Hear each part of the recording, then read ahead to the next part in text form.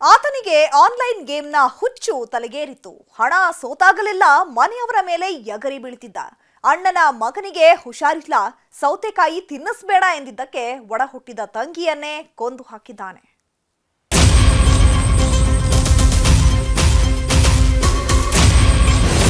ಸೌತೆಕಾಯಿ ಸಿಟ್ಟು, ತಂಗ್ಯವ್ವ ಖಲಾಸ್. ಸೈಕೋ ಅಣ್ಣ ತೆಗೆದೇ ಬಿಟ್ಟ ಪ್ರಾಣ. ಒಡ ಹುಟ್ಟಿದ ಸಂಬಂಧವನ್ನ ಪವಿತ್ರ ಸಂಬಂಧ ಅಂತೀವಿ. ಬೆನ್ನಿಗೆ ಬಿದ್ದವರು 100 ಕಾಲ ಸುಖವಾಗಿರಲಿ ಅಂತ ಹರಸಿ ಹಾರೈಸ್ತೀವಿ. ಅದರಲ್ಲೂ ಅಣ್ಣ ತಂಗಿಯಾದ್ರಂತೂ ಒಂದು ಕೈ ಮೇಲೆ ಇರುತ್ತೆ. ತಂಗಿಯಾದವಳಿಗೆ ಎಂಥದ್ದೇ ಕಷ್ಟ ಬಂದರೂ ನನ್ನ ಅಣ್ಣ ಇದ್ದಾನೆ ಅನ್ನೋ ಧೈರ್ಯದಲ್ಲಿರ್ತಾಳೆ. ಅಪ್ಪನ ಸ್ಥಾನದಲ್ಲಿಟ್ಟು ಅಣ್ಣನಿಗೆ ಗೌರವ ಕೊಡ್ತಿರ್ತಾಳೆ. ಆದ್ರೆ ಅದೇ ಅಣ್ಣ ಕೊಲೆಗಡುಕನಾದ್ರೆ ಏನ್ ಮಾಡ್ಬೇಕು ಹೇಳಿ? ಕೇವಲ ಸೌತೆಕಾಯಿ ವಿಷಯಕ್ಕೆ ಒಡ ಹುಟ್ಟಿದ ತಂಗಿಯ ರಕ್ತದೋಕುಳಿ ಹರಿಸಿದ್ದಾನೆ. ಅಡ್ಡ ಬಂದ ಅತ್ತಿಗೆ ಹಾಗೂ ಅಪ್ಪನಿಗೂ ಮಚ್ಚು ಬೀಸಿದ್ದಾನೆ.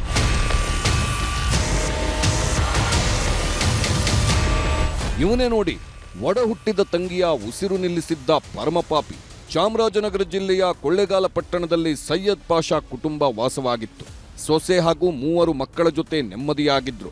ಆದ್ರೆ 2ನೇ ಮಗ ಫರ್ಮಾನ್ ಪಾಷಾ ಆನ್ಲೈನ್ ಬೆಟ್ಟಿಂಗ್ನ ದಾಸನಾಗಿದ್ದ.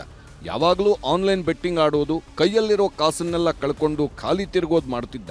ಒಂದೇ ಒಂದು ದಿನವೂ ಅಪ್ಪನಿಗೆ ಒಳ್ಳೆ ಮಗನಾಗಿ, ತಂಗಿಗೆ ಒಳ್ಳೆ ಅಣ್ಣನಾಗಿ ಇರಲೇ ಇಲ್ಲ. ರಕ್ತ ಹಂಚಿಕೊಂಡು ಹುಟ್ಟಿದ್ದಾನಲ್ಲ ಅನ್ನೋ ಕಾರಣಕ್ಕೆ ವಿಧಿ ಇಲ್ಲದೆ ಸಾಕ್ತಿದ್ರು. ಆದ್ರೆ ಸಣ್ಣದೊಂದು ವಿಷಯಕ್ಕೆ ಸಿಟ್ಟಿಗೆದ್ದವ ಇಷ್ಟು ಮುದ್ದಾಗಿದ್ದ ಹೆಣ್ಮಗಳನ್ನ ಕೊಚ್ಚಿ ಕೊಚ್ಚಿ ಕೊಲೆ ಮಾಡಿದ್ದಾನೆ. ಮಗು ಜ್ವರ ತಿನ್ನಿಸ್ಬೇಡಿ, ನೆಗಡಿ ಬೇರೆ ಬಂದ್ಬಿಟ್ಟದ ಅಂತ ನನ್ನ ಸೊಸೆ ಮಗುವಿಗೆ ಹೇಳ್ಕೊಂಡು ಹೋದ.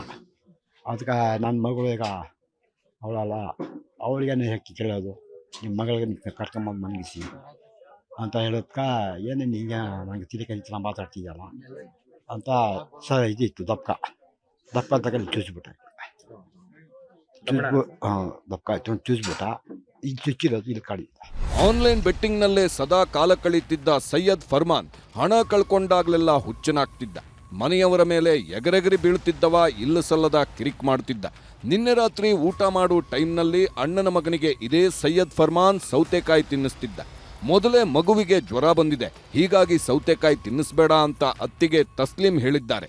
ಈ ವೇಳೆ ತಂಗಿ ಐಮಾನ್ ಬಾನು ಕೂಡ ಅಣ್ಣನಿಗೆ ಬೈದಿದ್ದಾಳೆ. ಇಷ್ಟಕ್ಕೆ ರೊಚ್ಚಿಗೆದ್ದಿದ್ದ ರಣರಾಕ್ಷಸ ಸೀದಾ ಅಡುಗೆ ಮನೆಗೆ ಹೋಗಿ ಮಾಂಸ ಕತ್ತರಿಸುವ ಕತ್ತಿ ತಂದು ತಂಗಿ ಮೇಲೆ ಬೀಸಿದ್ದಾನೆ. 2-3 ಬಾರಿ ಮನಬಂದಂತೆ ಕುತ್ತಿಗೆ ಭಾಗ ಕೊಚ್ಚಿದ್ದಾನೆ. ಅಲ್ಲೇ ಇದ್ದ ಅತ್ತಿಗೆ ಬಿಡಿಸೋದಕ್ಕೆ ಬರ್ತಿದ್ದಂತೆ ಅವರ ಮೇಲೂ ಅಟ್ಯಾಕ್ ಮಾಡಿದ್ದ.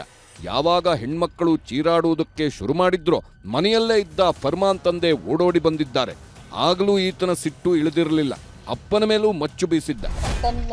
ಹಾಕುವಂತ ಒಂದು ಕಬ್ಬಿಣದ ರಾಡ್, ಒಂದು ಅರ್ಧ ಇಂಚಿನಷ್ಟು ಹ್ಯಾಲೋ ಇರ್ತಕ್ಕಂಥ ರಾಡನ್ನು ತಗೊಂಡು ಅವಳಿಗೆ ಹೊಡಿಲಿಕ್ಕೆ ಹೋಗ್ತಾನೆ.